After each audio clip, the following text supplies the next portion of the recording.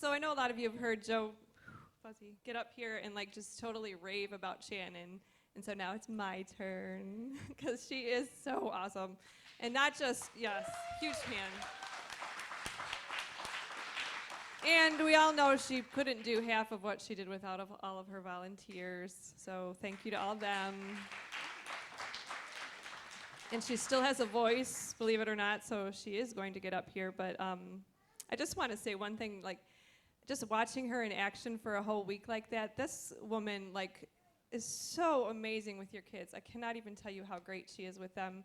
I mean, I was noticing that, you know, even the little shy kids that just don't say much, she has a way of getting in and just meeting them where they're at and talking at their level and just being with them. And, you know, by the end of the week, I'm sure they're just, woo, with everybody else. And then even all the way up to those kids that, you know, are a little bit on the more rambunctious side, she's got a way of just getting in with them and seeing the great in them. And she's just so fantastic. So thank you.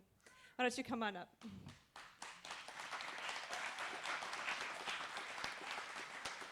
So Shannon is we're going to go through kind of day by day what each day sort of looked like, the theme for it, because I thought this theme that she put together was fantastic. Like, I took this home and it's dumbed down enough for me that it's like it was stuff that I could remember, and I will still think I'll remember like for years to come.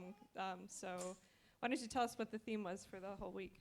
All right, so the theme this week was oceans, going deep with God. We wouldn't go into this deep ocean without him. That's what we told the kids, that this was 5 different ways that they could go deep with God and grow their relationship with him and just develop in their Christianity and enjoy the time on the way.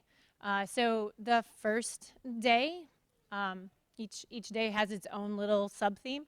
First day was obey and work hard for God. You'll see that it's like an acronym. We like acronyms in children's ministry. Obey, so Ocean starts with obey and work hard for God.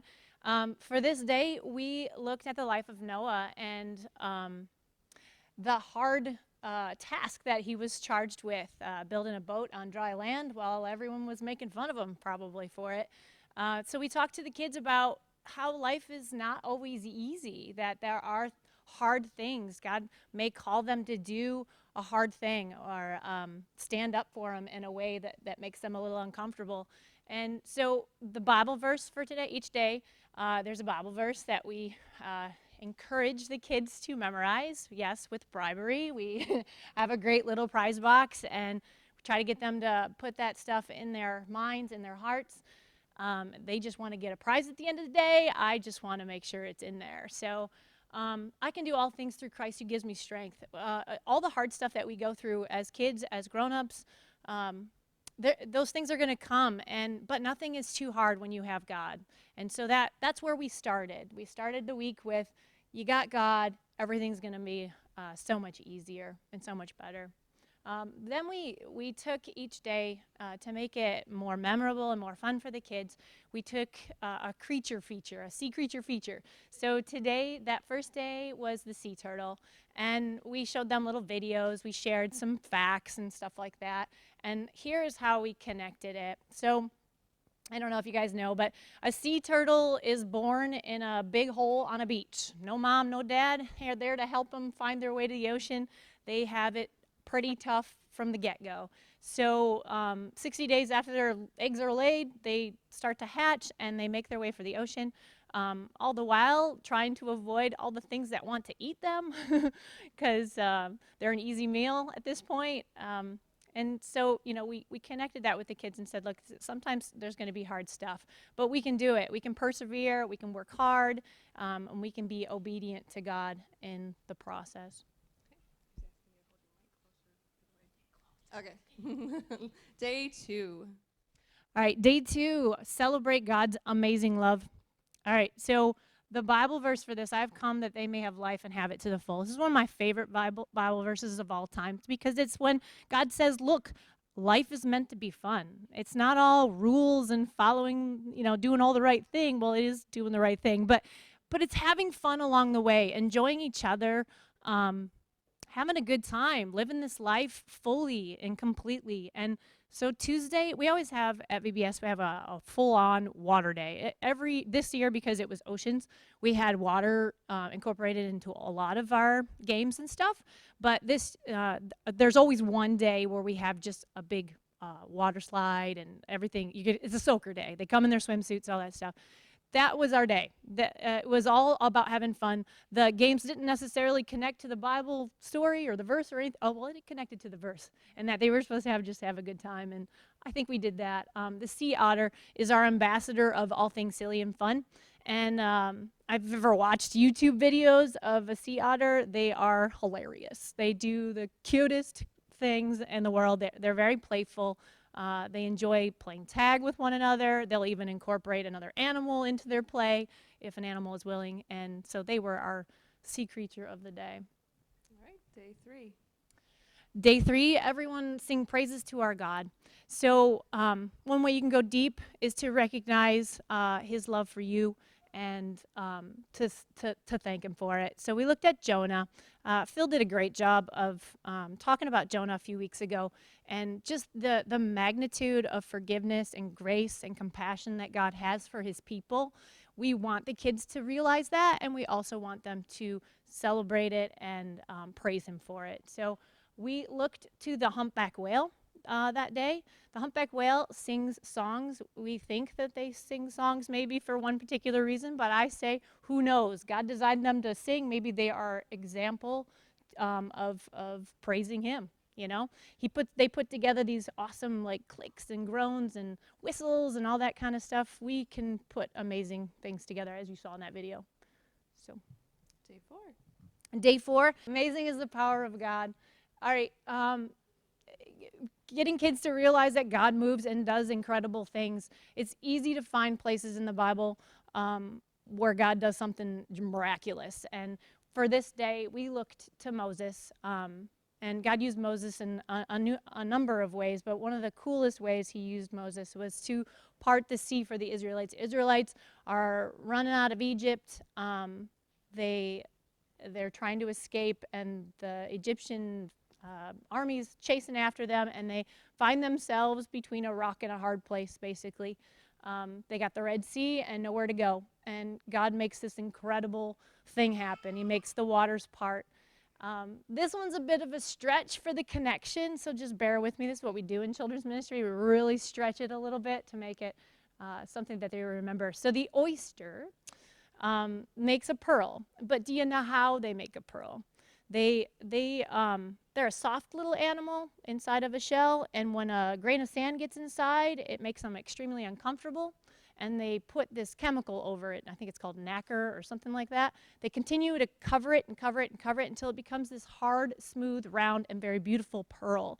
And the way we connected the power of God and hard stuff that happens with the oyster is that maybe this animal was given to us to make us realize that out of hard things, good things can come. So that's why we did what we did that day. Okay, last day. Never stop growing, learning, and serving. This is a charge. It actually says in the Bible that we are supposed to continue to grow and learn and serve.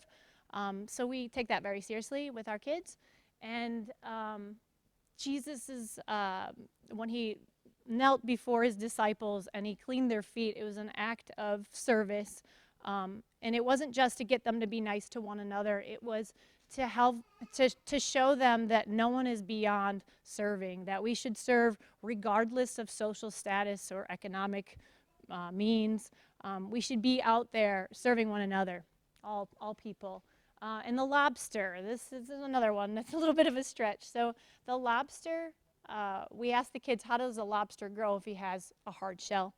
And maybe it's something you haven't thought about, but they have to shed their shell in order to grow, and when they do, they leave themselves soft and vulnerable until that shell hardens again. So basically we said, look, sometimes you have to step out in an uncomfortable place to learn and to grow, just like the lobster. You have to become maybe a little bit vulnerable. I shared with them that sometimes serving can be challenging. I'll give you an example for myself. Serving downtown, the downtown Detroit VBS. We didn't do it this year, but last year we did that. That was a challenge for me. It's not an area that I'm comfortable in. I live out here, South Lyon, Ann Arbor area, like you guys do, and I wasn't comfortable being down there, but the amount of growth that I had just from doing that was awesome. Was awesome. So, the point being, if you don't step out of your shell a little bit and be vulnerable, you won't have that kind of growth. So that was that. All right, and so, Never Stop Growing, Learning, and Serving. You had a fundraiser that kind of went over the serving part of it. You want to share that? We did. Okay, so there's a young lady that goes to our well, her family does not come to our church. She's been invited to our church on a number of occasions, has come to VBS the last couple of years. Her name is Aubrey. She has juvenile diabetes, and she helped us make the kids more aware of that condition, and got up in front of all of them and shared what it looks like to go get a snack, how difficult that is. It's not like the rest of us. We can just open up the fridge and eat something. She's got to look at all the details of it and keep track of it all. So that helped to make the connection with the kids. So we raised money. She's got a walk coming up, and I don't know the dates, but there's a juvenile diabetes research foundation that she supports. So we asked the kids, knowing full well that kids just generally don't have a lot of money. We talked to the kids about how when we pull our money together, even though we're small, we can do big things as a unit. So we had a big fishbowl on our counter, and every day that the kids came in, they were able to, if they wanted to, put money into the fishbowl that would benefit the Juvenile Diabetes Research Foundation. And we had told them, incentivized it a little bit, that if they filled it, they could pie some people. They were all about that. So by the end of the week, it was completely full and overflowing. And the grand total of what they were able to raise was $368.72. Yeah.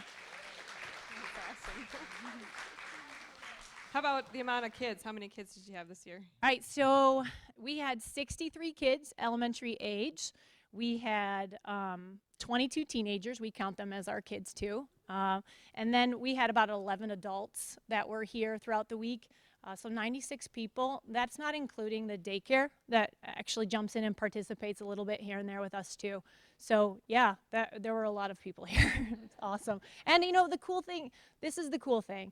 We're at the point now where we've done this long enough where we have kids who have completely grown up in VBS serving in VBS, like Emma and Aiden and Emily and Meadow. These kids, they were my kids.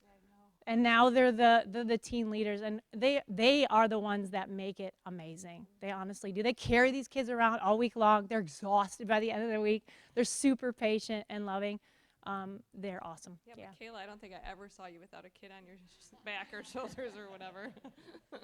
So see what I mean? Wasn't the topic just incredible and awesome? So thank you for putting that together.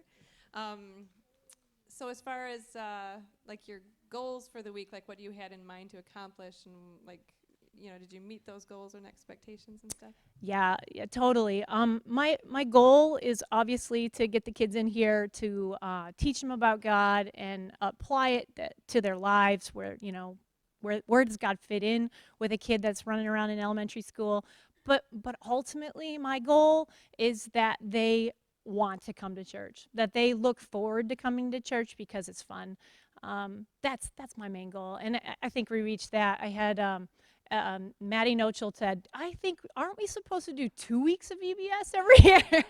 I said, no. Nice try. Nice try. Oh, okay, cool. How many of you went to VBS? Stand up if you were at VBS this last week. Let me see those cool shirts. Did you wash them before Sunday? No. No? All right. Thank you for the volunteers and all the kids.